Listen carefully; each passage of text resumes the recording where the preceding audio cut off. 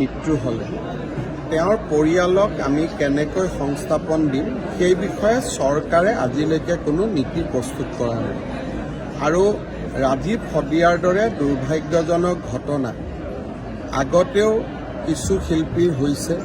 Hey guys, welcome back to my YouTube channel. এটা গুৰুত্বপূৰ্ণ কথা লৈ আছোঁ, আপোনালোকে ভিডিঅ'টো শেষলৈ চাই থাকিব। বেছি দীঘল নহয়, 2 মিনিটমান হ'ব আৰু। যে ৰাজীৱ হদিয়া আমাৰ মাজত নাই, ঢুকালে। সেই ঢুকাৰ পিছত তেখেতৰ পৰিয়ালটোলৈ আমাৰ অসম চৰকাৰে 5 লাখ টকা আগবঢ়াইছে। সেই 5 লাখ টকা দিয়া বুলি নিউজৰ আগত আমাৰ হেমন্ত মামাই স্পষ্টভাৱে কৈছে। কি কৈছে এবাৰ শুনক। স্যাৰ, ৰাজীৱ হদিয়াকে ইতিমধ্যে আপোনালোকৰ তৰফৰ পৰা চৰকাৰৰ তৰফৰ পৰা 5 লাখ টকা স্থায়ী কিবা নিয়োজিত। কথাটো হ'ল যে এজন শিল্পীৰ মৃত্যু হ'লে তেওঁৰ পৰিয়ালক আমি কেনেকৈ সংস্থাপন দিম সেই বিষয়ে চৰকাৰে আজিলৈকে কোনো নীতি প্ৰস্তুত কৰা নাই আৰু ৰাজীৱ হদিয়াৰ দৰে দুৰ্ভাগ্যজনক ঘটনা আগতেও কিছু শিল্পীৰ হৈছে।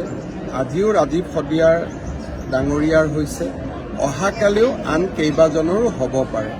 গতিকে এই সম্পৰ্কত চৰকাৰৰ দৃষ্টিভংগী কেনেকুৱা হ'ব তাৰ বিষয়ে আমি আলোচনা কৰিম আৰু সময়ত আমি সকলোৰে লগত আলোচনা কৰি এই বিষয়ে সিদ্ধান্ত ল'ম। সমাপ্ত কৰিছোঁ। নেক্সট ভিডিঅ'ত আকৌ লগ পাম। যদি ভিডিঅ'টো চাই ভাল লাগিছে, লাইক কমেণ্ট শ্বেয়াৰ ছাবস্ক্ৰাইব কৰি দিব। জয় অসম।